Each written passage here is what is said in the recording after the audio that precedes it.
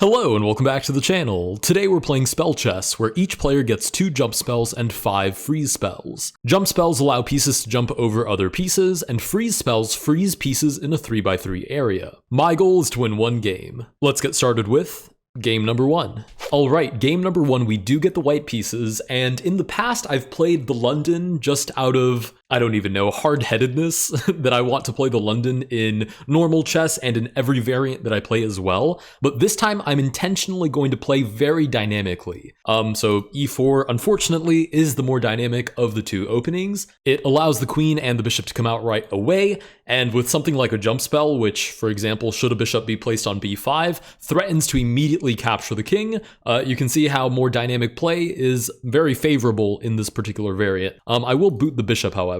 I have no interest in allowing my opponent to have looming pressure of any kind on my position. Okay, the bishop does fully retreat, so that's good.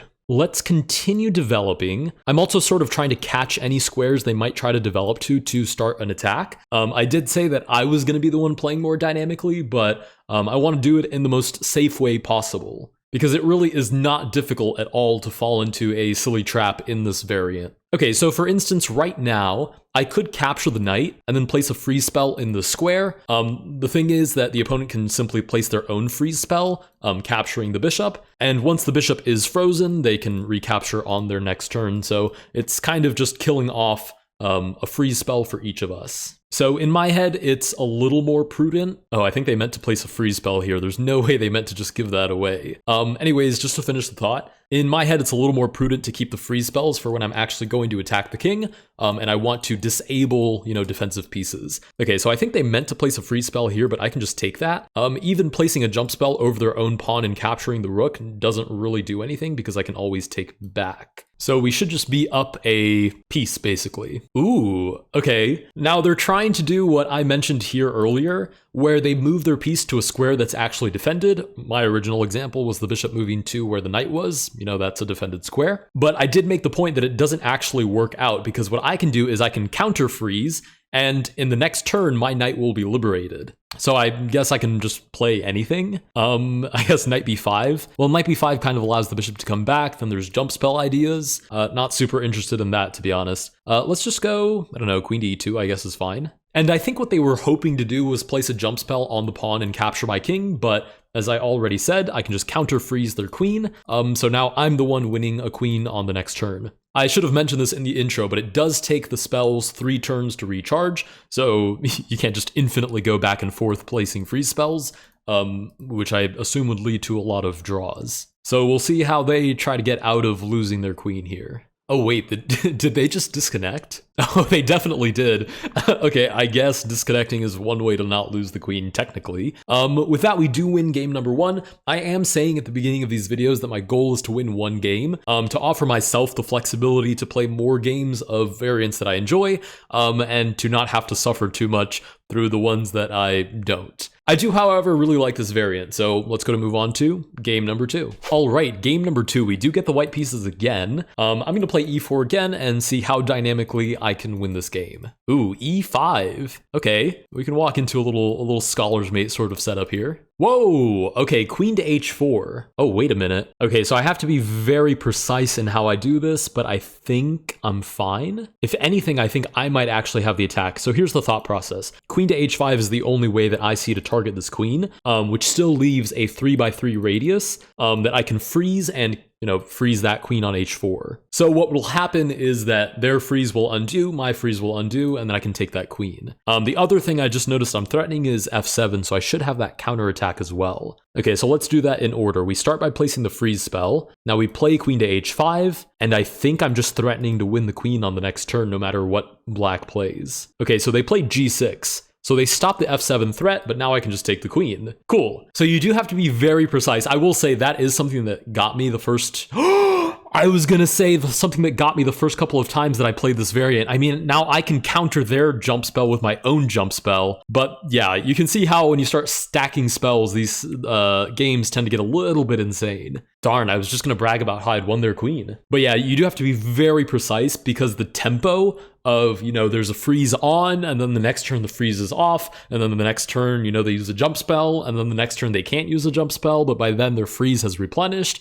It can get to be quite a bit by the end of that calculation. I do, however, think I can just take on h7. Oh, maybe they're going to freeze me. But the interesting thing is, if you stay sort of in tempo with their freeze, such that by the time their freeze recharges, yours is also recharged, there should never be a case where you can't just take free material, right? Because if they freeze your piece and then attack it, which I think they forgot to place the freeze spell, then you can just counter freeze their attacking piece, which gives you time to get your piece out of the way, as if neither of the freeze spells were ever placed. All right, we're definitely going down here now, because if I can use a jump spell, that's an instant victory. So I do believe the king has to move out of the way. I don't think there's any choice here. Okay, the king does move out of the way. We'll develop the knight, look for knight d5. Oh, wait. I could have just taken the knight. Oh, gosh, my tunnel vision, but the opponent doesn't notice it either, so I'll grab that knight on g8. Okay, I don't even know what they're going for here. I'll grab my free material. I think for the next game, I'll place a rating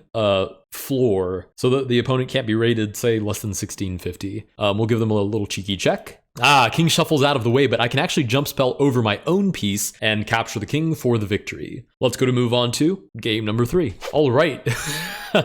Well, that was rather effective. I did place a floor to the rating that I could actually get paired with, so they couldn't be rated less than 1628. And somehow I got paired upwards to 1842. But we should be in for a good game. Let's go ahead and play knight to c3.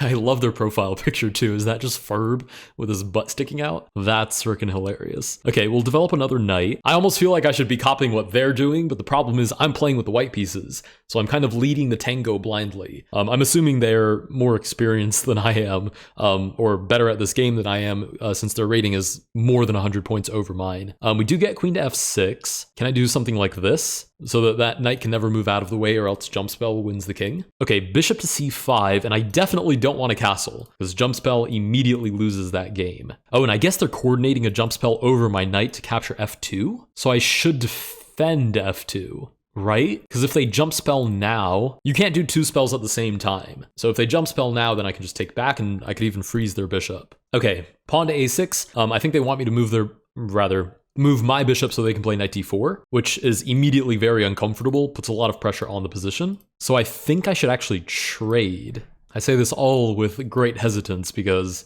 I'm not really sure of any of this. I'm going to play d3 to get my bishop out, but I have to be a little bit weary about this diagonal, which again, a jump spell could lose me the game. Okay, now I think I'd just like to trade bishops. I think they're going to play here anyways, and force me to retreat. But if I can get these trades on the board, then, fewer pieces to, harass my queen, for example.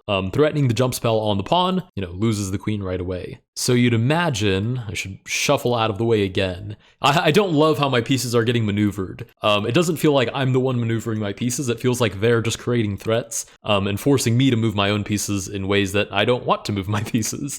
But there's nothing much I can do about it right now. We get knight to e7. Let's go a3. I need some pressure off my back. Right, bishop d6 I'm happy to see. What about e5? Does that just plainly not work for some reason? I mean, they could freeze spell here, getting rid of the 2 defenders of the pawn, but then I just counter freeze spell, and then I'm threatening it all over again. I don't know, it feels like I'm miscalculating something, but YOLO.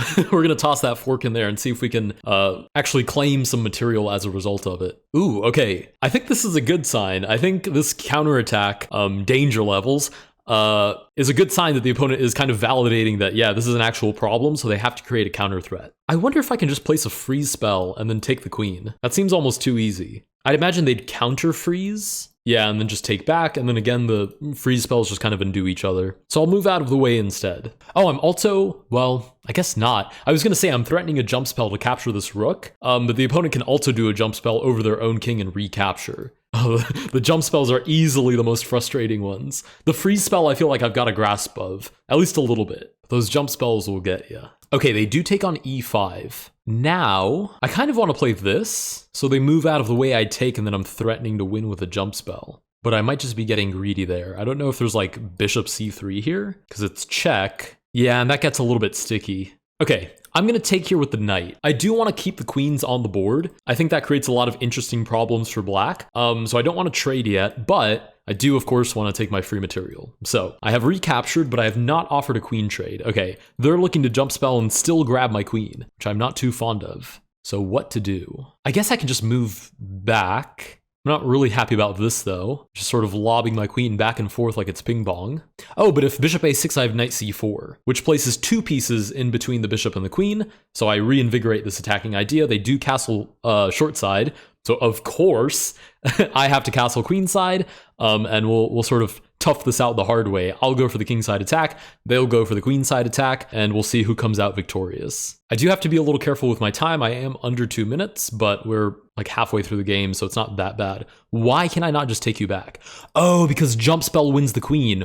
Ooh. Oh, and if I try to counter jump spell first before taking back, then jump spell wins the king. Ooh, I did not think about that. Wow, well played. Very well played. Holy cow. Okay, so I have to take back, surely. Wait, no, I can freeze spell here and then take back. And now what to do for the opponent? I guess they freeze spell me and then just make any other move. But then maybe I can just block. I'm sorry that everything I'm saying sounds like it ends with a question mark. That's because it does. And I'm not very confident in any of this, but at the same time, I think I'm better here now. Yeah, I think I'm better. I am down to a minute 29. That's no surprise. Knight to d4. Ooh, targets the queen. Oh, and because it's attacking as a knight does, you can't block it because obviously it just jumps. Okay, so never mind. The queen is in fact donezo. Wait, what if I just play check? Is that dumb? I just play check, you have to take, and then my queen gets out of the way. I mean, I could take the knight, but then again, jump spell is kind of a problem, so check. And their freeze spell still hasn't reinvigorated, so they have to move and then I just take the knight. Okay, yeah, we've definitely weathered the storm, plus my jump spell and our freeze spells are actually still equal. We'll go ahead and trap the king, and we should be in for, I think, a rather swift victory. You do have to be careful, because there are ideas where you give like check, and they do a little quick freeze spell, and then your queen magically disappears off the board. So you do want to be careful of that, but I think I can counter freeze, and then I should be able to take the king. I think that's the case. So I should just be able to play check. Yeah, they move out of the way so that I can play check, and then they just jump spell my queen off the board. So I won't do that. I'll bring a rook to the center instead, threaten the king over the e6 pawn. If he does move forward, I have the queen over the f7 pawn. Yeah, so I think we've just got him cornered here. Yeah, bishop to e4 buys a little bit of time, but not really by fundamentally changing the position. So we do have that jump spell on f7, captures the king, wins us game number 3, and a well-earned 13 points of rating. Okay, I will call it there. If you guys did enjoy this video, please consider liking and subscribing. Let me know if you have any strategies for the upcoming variants, and I will see you guys in the next one.